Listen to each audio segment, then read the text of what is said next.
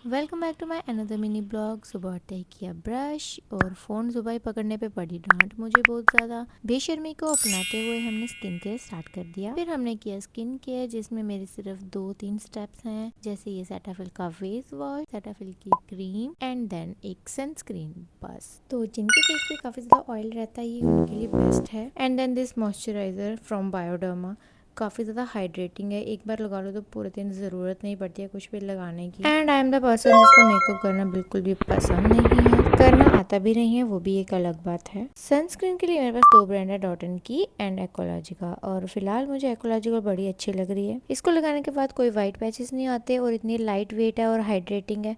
I love this one. ये है vitamin C जो मैंने अभी लगाई है। मेरे पास एक और है वाटरमेलन में, वो भी काफ़ी ज़्यादा अच्छी है। फिलहाल मैं इसको लगा रही हूँ, ख़त्म कर रही हूँ। सनस्क्रीन लगाने के बाद ही फेस पे इतना अच्छा ग्लो लगने लगता है कि मेकअप करने की कोई ज़रूरत ही नहीं पड़ती है। बाय द वे मुझे ब्लश लगाना अच्छा लगता है एंड आई एम 26 और मुझे समझ नहीं आ रहा अभी तक कि मेरे फेस पे कौन सा अच्छा लगेगा। आज तक मैंने 1-2 बार ब्लश लगाया है अपनी फ्रेंड और अपनी बहन से लेके, बट मैं खुद के लिए कौन सा लूँ मुझे समझ ही नहीं आ रहा। स्किन केयर हो गया कंप्लीट, अब हम जाएंगे किचन में। रिसेंटली मेरा पीरियड्स का फ्लो काफी कम हो चुका है, तो मम्मी ने सजेस्ट किया कि घी को पानी में डाल के पियो रोज सुबह खाली पे। पानी इसके लिए लूक वार्म होना चाहिए और घी को उसमें घोल के पी लो या फिर इस तरीके से पी लो। मुझे जो सही लगा मैं वो कर रही हूँ। नेक्स्ट 30 डेज के लिए मैं ये करने वाली हूँ। साइकिल मेरा ठीक है बट फ्लो कम है, तो ट्राई करने में क्या ही जाता है ना, आखिर पुराने नुस्खे हैं, काम तो आएगा। फिर मैंने कंप्लीट किया अपना प्री बुक केक का ऑर्डर, जो कि बहुत ही ज्यादा एस्थेटिक था। इसको करना था डिलीवर और मम्मी को भी ले गई साथ में क्योंकि दीदी से मिलना था। और ये चेरीज का डब्बा मुझे कोई दिलवा दो और मांगना मत खाते वक्त। फ्रूट्स का रेट सुनते ही मेरे कानों में से तो खून ही आ गया था। भैया को किडनी देके ही फ्रूट खरीदना पड़ेगा। हॉस्पिटल पास ही था, सोचा निकलवा लेती हूँ। उठाया हमने फ्रूट और चल पड़े हम दीदी के घर पे। दीदी के घर पहुंचते ही मम्मी ने सारा फ्रूट मेरे से छीन लिया। शायद इनको शक था कि मैं ही खा लूंगी। बेल करने के बाद अंकल जी ने खोला डोर और हमारे आने से अंकल को बहुत ही ज्यादा खुशी होती है। और सच बताऊं अंकल इतने सही राजमा बनाते हैं, अगर मैं नॉन वेजिटेरियन होती मैं उंगलियां ही खा जाती अपनी, बट आज नहीं बनाए थे। लंच करने के बाद हम कुछ टाइम सोए।